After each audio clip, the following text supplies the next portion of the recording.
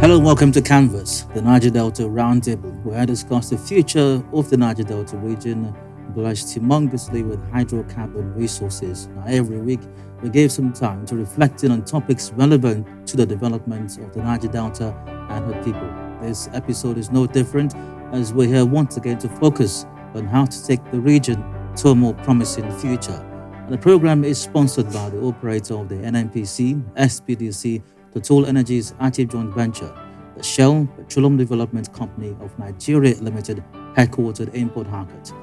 Thank you for joining. I'm Adedayo Ilushakin. Topic for this edition of the podcast: From Dreams to Reality, a story of Gia Bridals.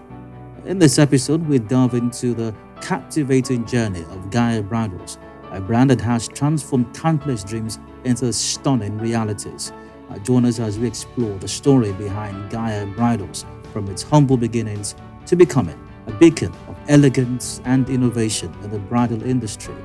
We'll hear from the visionary mind who has brought this dream to life, the challenges they overcame, or she specifically, and the passion that drives her to create unforgettable moments for brides around the world.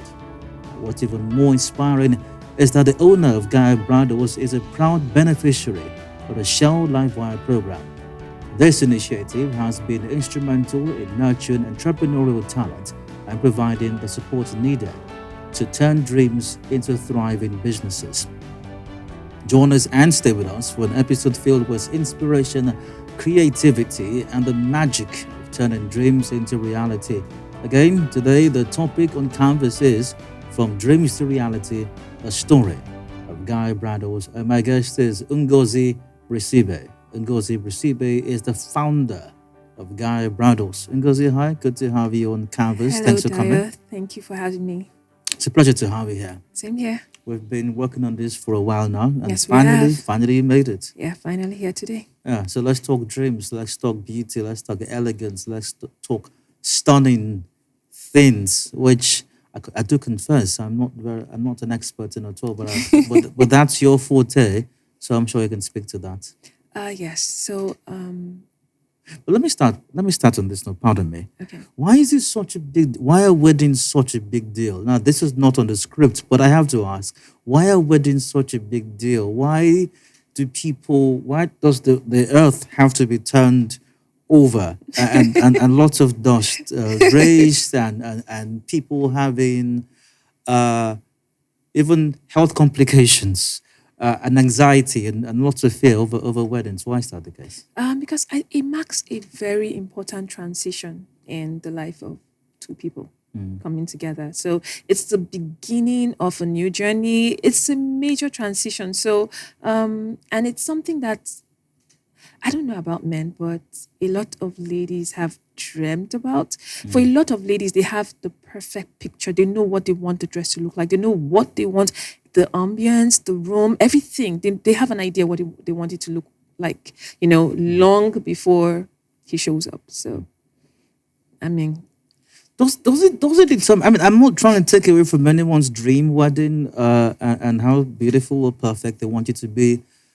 But does it have any impact? I mean, the aftermath. So we had all of this fantastic dream wedding situation. So, and then what? memories. Ah. Memories. And the thing, it's nice. There are lots of things that can happen, but there's a feeling you have when you're in the moment. And whenever those memories come, that feeling, you get that feeling again, So it's I don't know how to describe it, but I felt it, and I think a lot of women too. When you look back and you feel the emotions you felt in the moment, and you know how important you feel when you feel like you look good. There's a feeling that it gives you. There's an extra pep to your step, when you know that, oh, I look good. So that's the feeling that we always drive to give the brides. And you're in the business of Yes, I am. creating those memories. Oh, yes, we are. We are. And it's always nice, to see the emotion, the joy, a woman feeling beautiful there's something that it does to our confidence when you feel like you look all that. So we're in the business to make women have that feeling, and then it feels nice to know that when someone thinks back on that special moment, that special day, is a transition point that marks the beginning of a new journey for people. And for most people, that journey is just once for most people, not for everyone. But even if it's more than once, it's still a transition, strong emotions. Still special. Still very special. Memories. And you can't take away the feeling that someone gets from a fond, loving memory. It's new every time you think about it. So what then was the inspiration for Gaia Bridals? What made you want to help people create these memories? Growing up as a child, I was always interested in fashion, right? So even as a child, my own idea of play was drawing out girls in fashionable dresses and cutting them out. That was my play. It was something that I always wanted to do. And then when I thought that I really wanted to make dresses that were extra, a bit exaggerated, and I just realized that the only outfit most times, as in at the time that I started out, was that gave you that room to express the extra design was the wedding dress. Now we have red carpet events more than we did back then. So there's avenue for that as well. But I chose the wedding dresses as my expression. I'm curious though to know more of your background and how you made that transition from that background to the bridal situation with Gaia. The thing is, of course, I'm a Nigerian. I have Nigerian parents. And at the time that you grew up, you dare not tell your parents you want to be a fashion designer and you're not going to go to school. Like how? That's not possible. So I was good with the sciences and I just said, okay, fine. I enjoy the sciences. So I read medical laboratory science. Okay. So my degree was my ticket to explore my art. Okay. But at what point did they get the news? I don't know if it was bad news. That, you know what? I'm going to fashion designing. And how did they take it? Your parents, that is.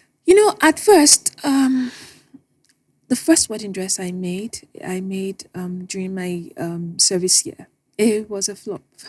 It didn't turn out well, but okay. I was determined to do it. So, okay, my reaction was like, okay, it didn't work out. I just threw it away and I just went back at it, Okay. So I just kept at it until I got better at it. The first bride I had, I literally had to beg her to let me make her dress. So, of course, if you're begging someone to make the dress, they're not really going to pay you much, are they? Nah.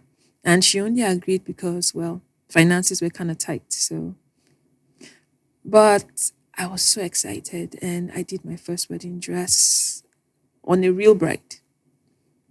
And then, well, everybody at the time thought it was a very nice dress. Looking back, I don't really think so. Of course.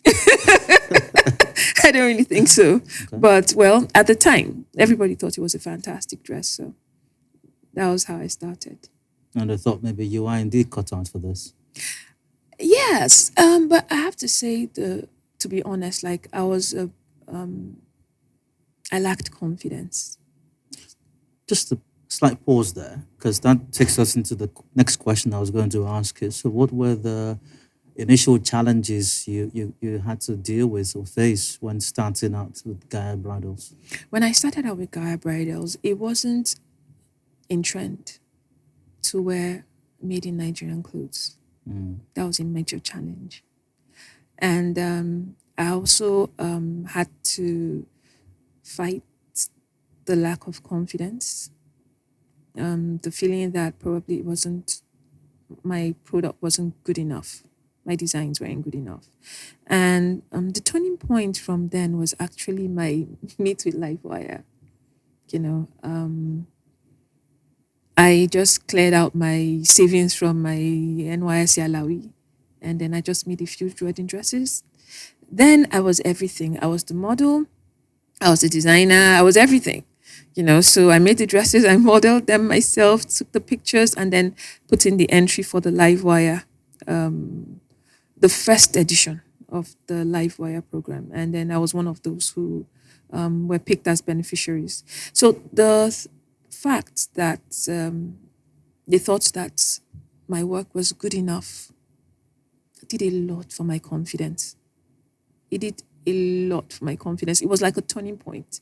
So it wasn't just about the prize money. It was the fact that somebody thought that my work was good enough. It made all the difference. We'll come back to LiveWire in a moment. However, I have to ask you this. So that first dress you made that you had to get rid of, who was that dress for? Nobody. Oh. Nobody.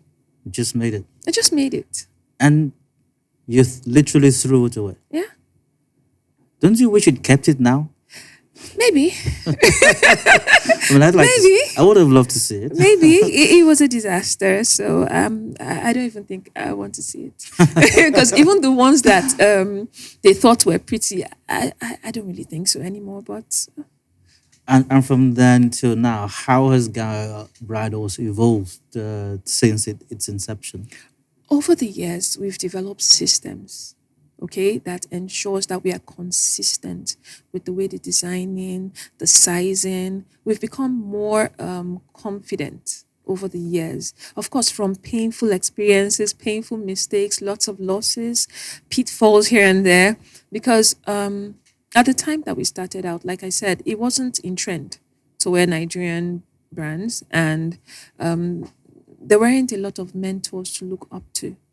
So it literally felt like I was groping in the dark, just groping around in the dark, trial and error.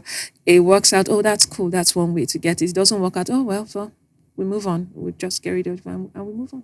What were some of those painful experiences and pitfalls, as you put it? Okay. There were some equipments that I bought. I never used it. Oh. Yes, I don't want to mention where I got it from because. Well, that's fine. But Probably shouldn't. I'm not going to mention. Maybe off camera I will. Of course. Yes, but that was a very painful lesson, and it was a very costly lesson. It set me back quite a bit, and coming back from that was hard, but we moved. Was that a bad expenditure because you didn't need the equipment? You found out you didn't need it eventually, or the equipment were bad after you purchased them, or what exactly? It was bad. Oh. I never used them. And the truth of the matter is that equipment, I still need it now, but the source where I need to get it from to get guarantees is way out. It costs quite a bit. So it's still in view. We will still get the equipment when we're ready. I'm sure you will. It's been a while. How long has it been, Gia Bridals, since inception to now? 21 years. 21. That's a long time. Yes, it is a long time. In all of that time, I'm sure you've had some moments. Yes. Really memorable one or two, Good moments. Yes, of course. Oh, I have had some. I've had a lot actually. Every time a bride gets back to me and be like, "Wow, I absolutely loved my dress. Everyone loved my dress. I felt like a princess. I felt like a queen." And I've even had the grooms call me and be like, "You made my wife look like a queen." I've had, as in, that gives me a kind of high. Some people have to take drugs. That's my high. That's how I get my high. There's a feeling. And then having to do some runway events. I know that runway events here haven't grown to the point where it is in other countries, but I think that we are growing. Because typically, runway events are supposed to be like a market kind of where you have access to buyers and all that. It's not yet that here, at least for the wedding industry. Okay. Probably for street fashion, yes, maybe. But for the wedding industry, not yet. but I'm looking forward to when we'll have that. And then last year we did New York Fashion Week. Oh, Oh yes, we oh, well, did. that's It was big. nice. You're global now. We're trying. How did We're that go? trying. It went well. The feedback was good, and then we're reaping some rewards, and we hope we'll reap even more. We That's a large market, and we have our eyes in that market.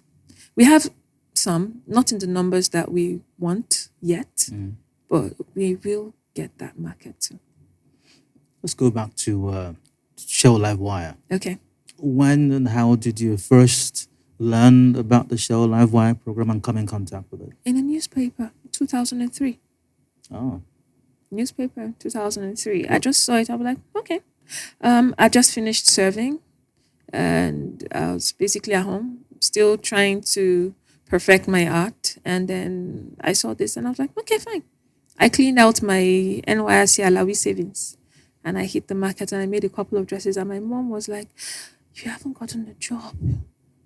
You're using all your savings." And I was like, "Well, if I perish, I perish."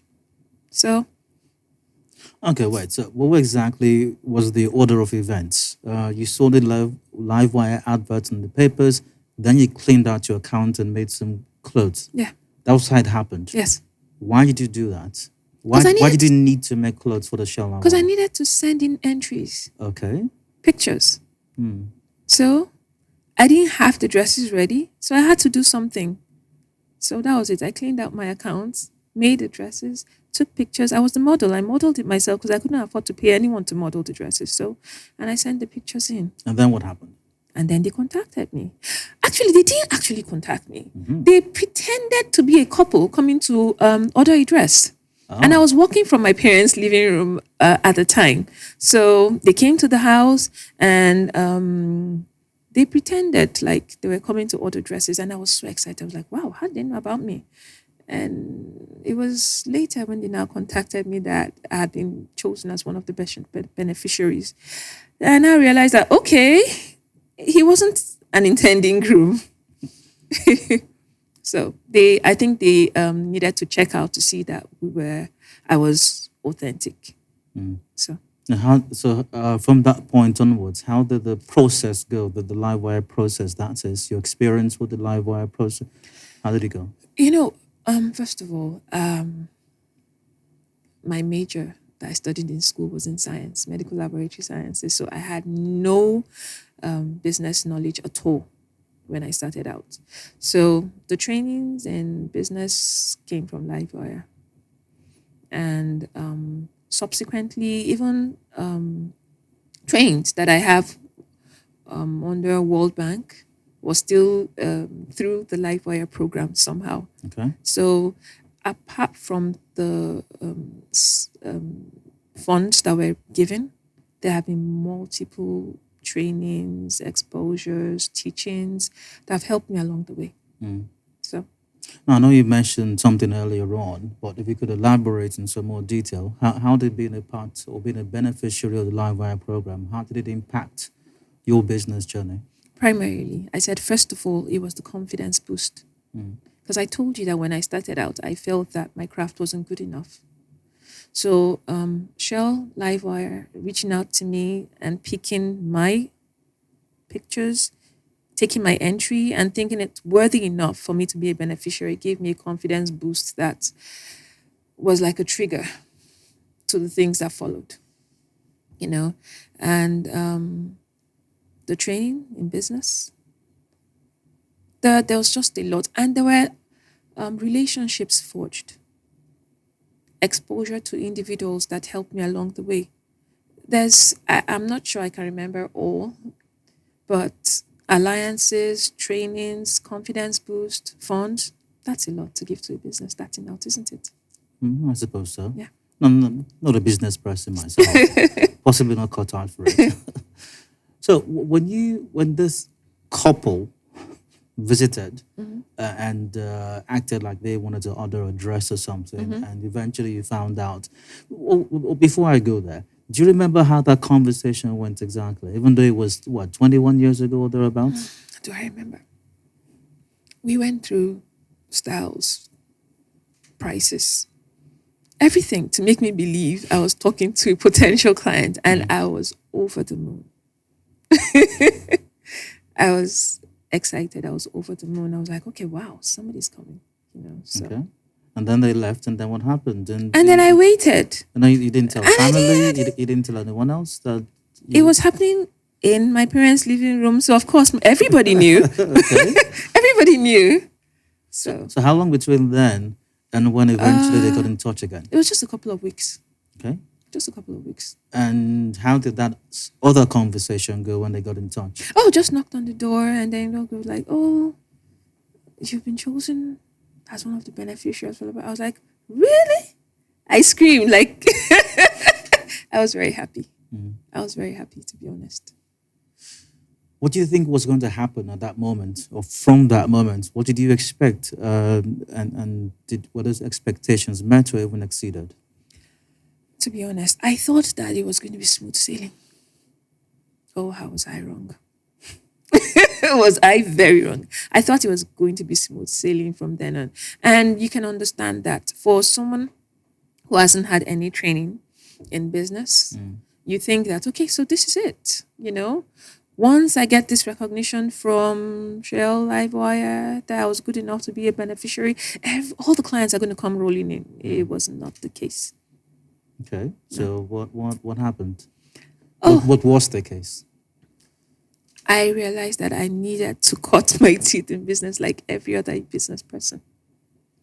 What they gave me was a platform, like a launch pad, but I still needed to work it out, learn the ropes, learn how to manage a business. It was more than just my craft and the art.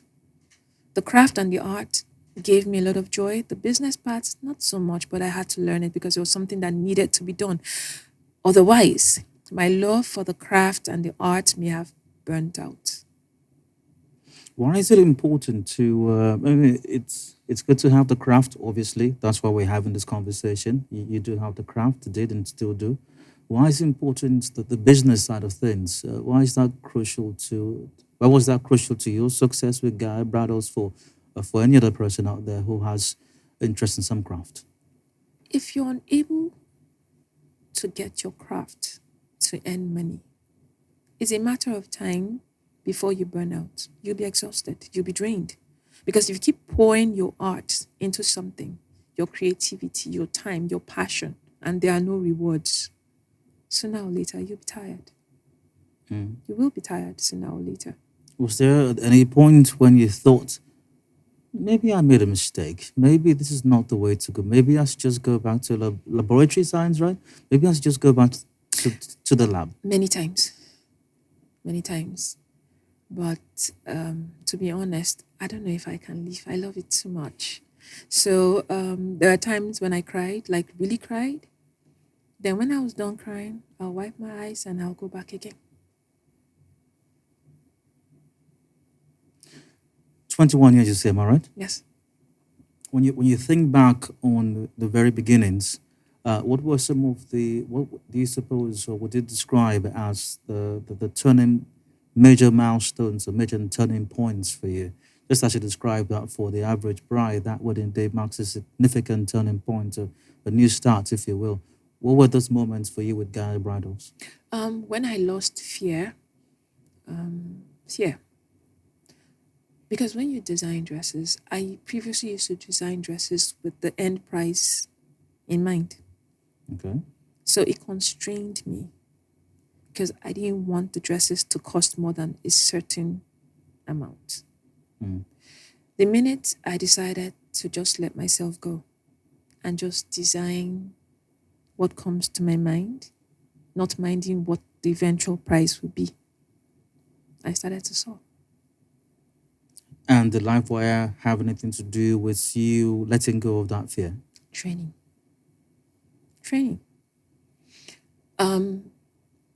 Teaching us to think, what are my strong points? What can those strong points be? How can I best explore them? So when you go for those trainings and you go back and you think about what you thought, you think. Mm. You imagine, and then you give your creative self a free rein because you realize that, okay, this is my strong point. Then I shouldn't be caging that part of me. So I hear from our conversation thus far that LiveWire helped you to, improve yourself, the business side of things. However, as far as the craft itself is concerned and your creativity, uh, I've heard lots of talk about honing your skills. How were you able to do that? Besides the business trainings that LiveWire gave to you. To be honest, I've never had formal training in fashion. Oh my. Never. So Come on, how do you do that? primarily, it was a gift Mm. that's working the gift, just, thinking about it. I just got better with time. I made mistakes, and then when I make the mistakes, I just, okay, that's not how to do it. Try something else. And then I imagine. So I want to do a dress. I don't just go cutting the dress immediately. I sit back, I lie back, I close my eyes, I imagine how can I achieve this? How can I achieve that? And then I just get up and I start. I don't know how else to explain it. From the Because home. Okay, go the ahead. first time when I first got married, it took my husband a while to get used to it. I'll just lie back and I'm closing my eyes and I'm like using my fingers to draw in the air. Like first time I was like, what's going on? Like, I'm sorry. I'm just imagining things. This is how I do it. So he's used to it now. So if he just says it, he just keeps moving. From those humble beginnings, when you were the designer, you were the cutter, you were the model, you were the photographer, I imagine as well, you were everything. What has Gia Bridals grown into now? We have staff. And I have to mention that I have an all-female team. Is that deliberate? Yeah. Why? Because most fashion houses prefer to hire men. So who's going to hire the women? Really? They prefer to hire men? Yes, they do. Why? They feel that the men are more professional, more skillful, Are they? able to work longer hours. Are they? Well, that's open for debate. Oh, I'm not going to come and tell you that men are better. No. You're not expecting me to say that, are you? I expect to hear the truth. But what I found out is that if you have the patience to teach, that's what I do. So I employ tailors who can already sew, right? And then I teach them to sew how I want them to sew. So it takes some months. So I employ someone knowing that she probably won't be doing any reasonable work for me for 3-4 months. And I'll be training. Then after that, with a lot of supervision, we'll start to give. But we don't even start on clients' dresses. We start on our own store clothes, so that's how we go. From dreams to reality, the story of Gia Bridals. Ngozi Brisibe is my guest on this episode of Canvas in Niger-Delta Roundtable. She's the founder of Gia Bridals, of course. We go for a break now. We'll return shortly. Conversation will continue. Please stay with us.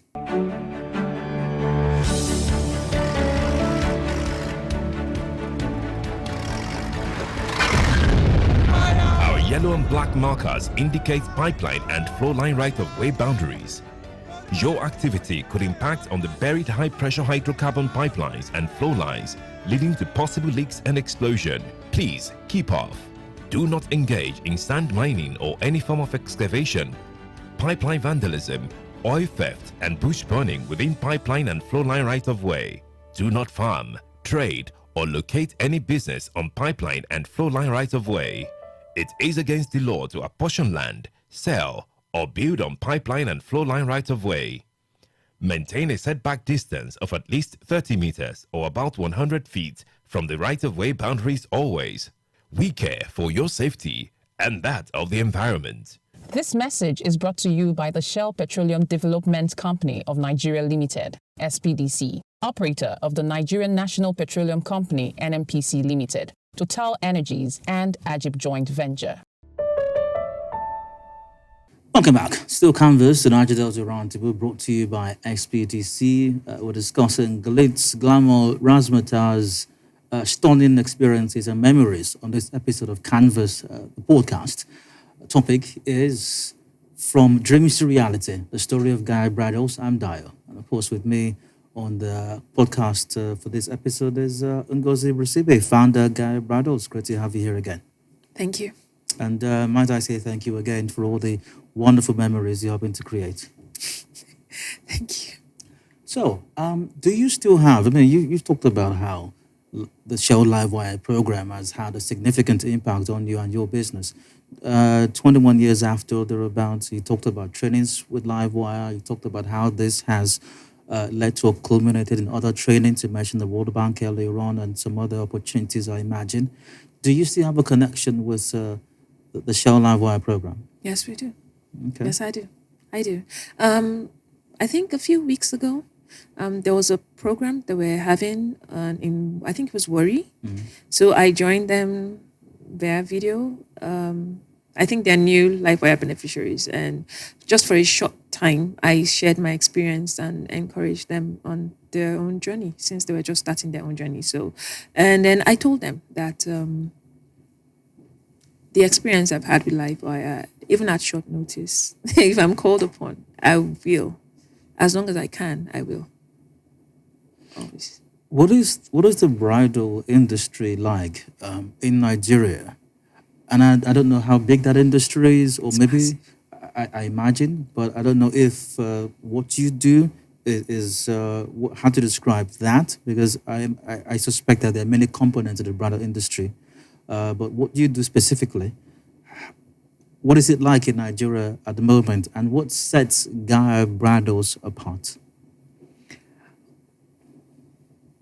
Nigeria now, high fashion. You know, Nigerian weddings are legendary, right? So I've read. Okay.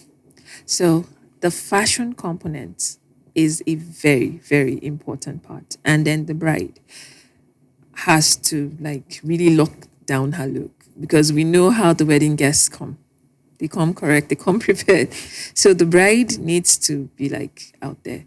But the market right now in Nigeria, more people rent than actually custom order. Mm. So I foresaw that a couple of years ago, and then I pivoted. So there was a pivot from just custom wedding dresses to rentals.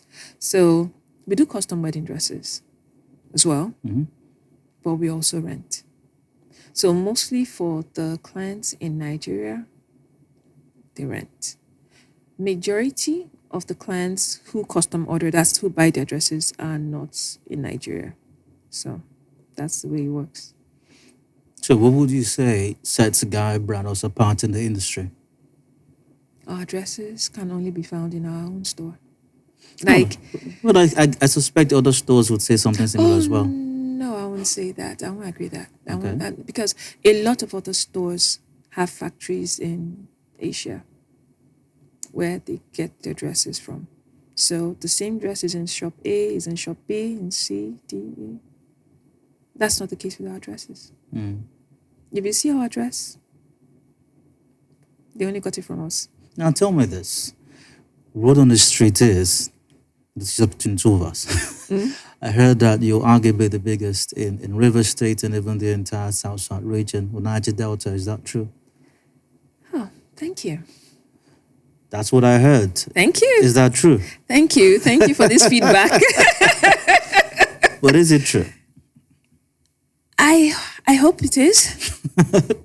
I hope it is. I don't want to stay in my corner and think that I know what's going on everywhere. But I really hope that it is true. So I'll say thank you.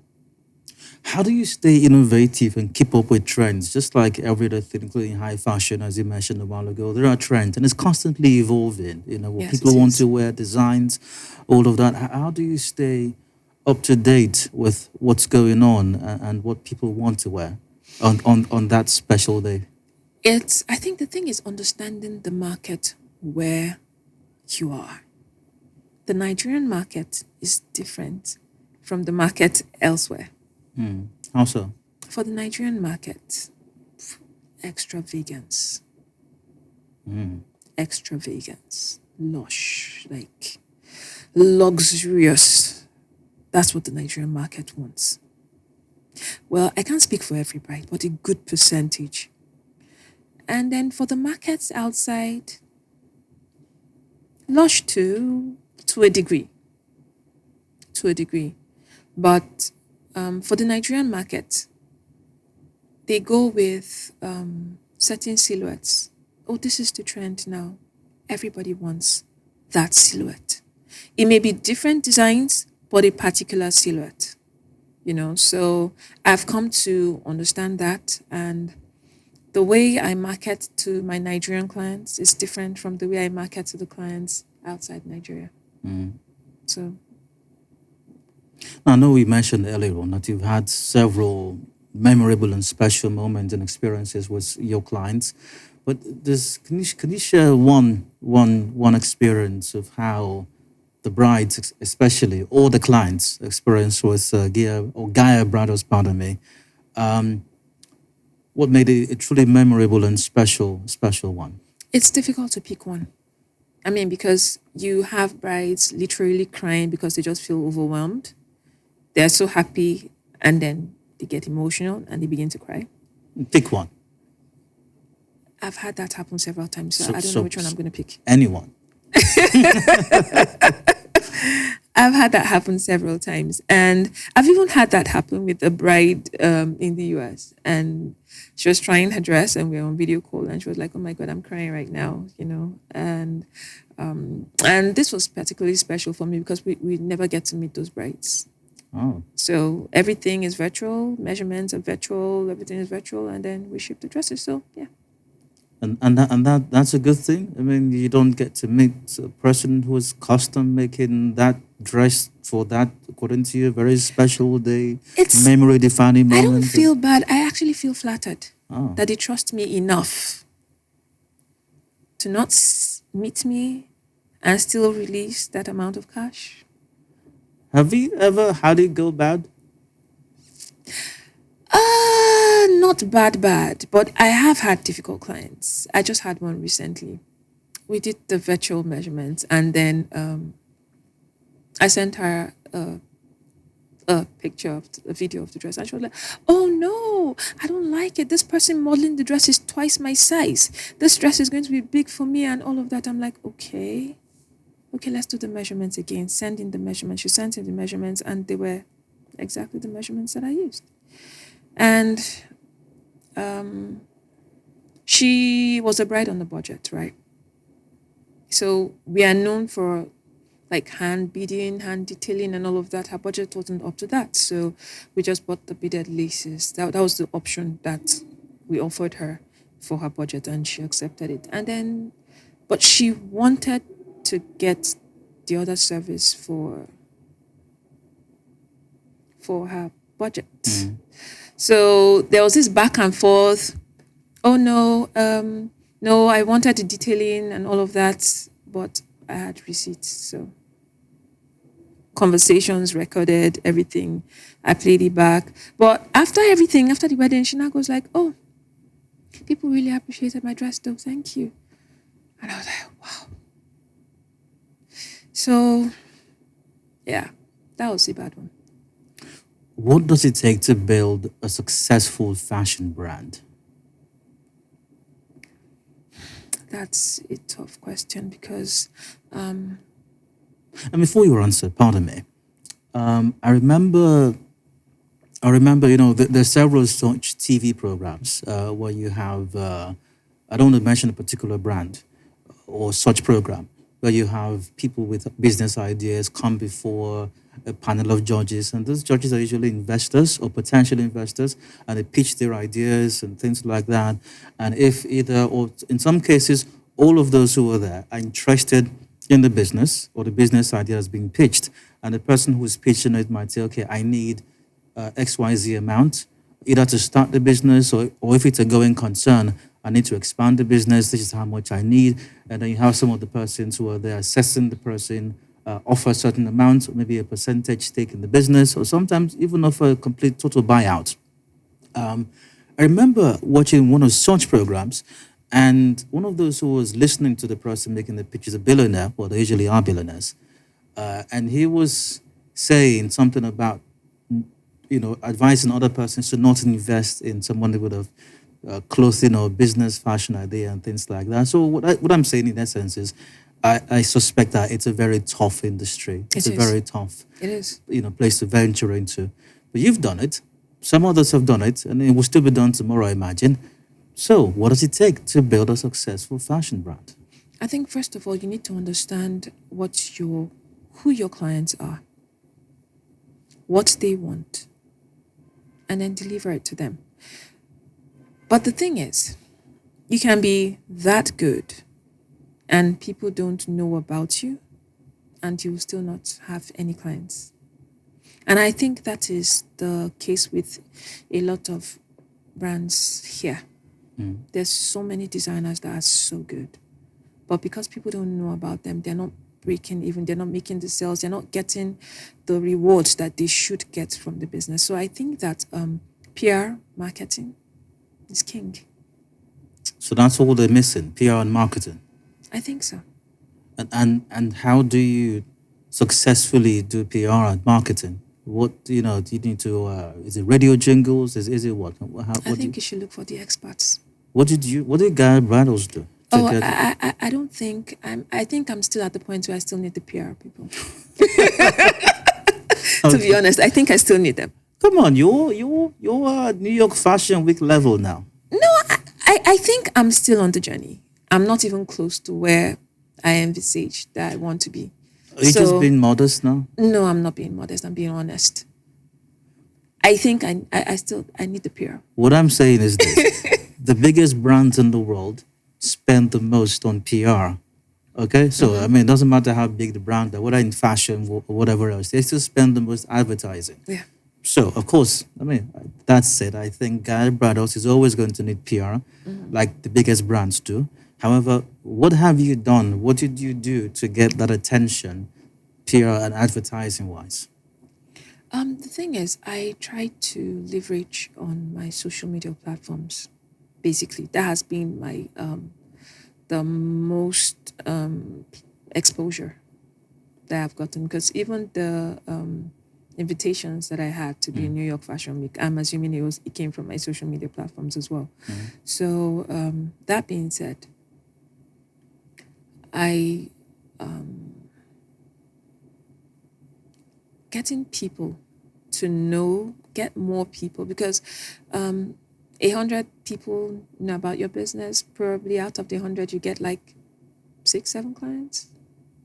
So that means you need like millions to know about your business to get the numbers that you want. So it's those numbers that we really want and we need. How important is it to have a support system or a mentorship if you're going to venture into the business space, or if you're going to be an entrepreneur, or even venture into the fashion industry? You can't underestimate the importance of mentorship. It prevents you from making certain mistakes. Because I actually have a lot of people a few people who are starting out in bridal business, and I've never met them, and they'll just call me up and be like, I want to do this. What advice do you have for me? And I'll share my own experience. If someone doesn't have to get in the pitfalls that I got into, then it'll be worth it to have shared that experience. What are the more common pitfalls that, persons who are venturing into the bridal fashion industry make? Investing in dresses that are not in demand. Oh, okay. How does a person even do that? Sometimes you look at things from your view. You have to move away from you and try to be in your client's stead and try to think like them. But how do you think like them? Because, I mean, people want different things. So how do you know what they want to wear, especially if you're not doing custom designs? A few years ago, I got a notebook. And then I told my attendants, my bridal attendants, and I said, if someone comes in here and they ask for anything and we don't have it, write it down. If they make comments, write them down. I want to see them. I want to know what they're thinking. If they ask for, oh, do you have this or do you do this? Write it down. So when I get all that and I look at it, then I'll decide which ones can we afford to do without, in a way that it doesn't affect the growth or the success of our business. And because, of course, we're not going to do all of them, because sometimes people can have some really outlandish expectations that maybe unique to just them. So it's being able to figure out which of these comments can apply to more people, the vast majority of people, and then you apply those ones. What advice would you give to anyone who's possibly watching or listening to this right now, who would like to venture into business in general? And I don't want to restrict this to the bridal or fashion industry. You're doing good for yourself. What would you tell someone else who's asking, how can I do this as well? I'll say, just understand the market, know your craft. And I have to say this because not everyone who's venturing into bridal business is going to be making the clothes themselves. Some people can venture into the bridal business and they're sourcing their dresses from other designers or they're importing their dresses. You need to understand your market. What do they want? So that you don't tie down resources and buy or make dresses that nobody really wants. And you cannot be fully sure of that, because I still make dresses that nobody wants. It still happens even now, right? But it's the number. How much of it? So I can make a dress and after 2 years, nobody has asked for the dress. I'll cut my losses, I'll retire the dress and make space for what people actually want. Do you still have moments? And besides those times when, like you mentioned, a couple of weeks ago, you were invited by LiveWIRE to speak to some new beneficiaries, even though that was done virtually, right? And I imagine things like that, you get invitations like that every now and then. But do you have this moment when you think back on 21 years ago, I think, and you remember when that couple came to your parents' living room and the contacts you had again some weeks afterwards? Do you remember back then when you first got in touch with LiveWIRE and what impact or effect it had on you as a person individually and your business afterwards? Do you have this moment? And when you do have this moment, what are your reflections? What are your thoughts? I'm grateful. It's just gratitude that I have for the journey. And sometimes it's good that you don't know what you're going to encounter. Really? Yeah, it's good because looking back at the journey, it hasn't been all roses. Like, it hasn't been all fun and games. I'm sure that if I had seen the difficult road, who knows, maybe I wouldn't have ventured. Maybe I wouldn't have had the courage to. So are you saying that in spite of your experiences at the time, in spite of your experiences with LiveWIRE, your trainings and all of that, you saying that it still hasn't been a walk in the park? No, it hasn't been a walk in the park. Is it ever going to be or become a walk in the park? I hope so.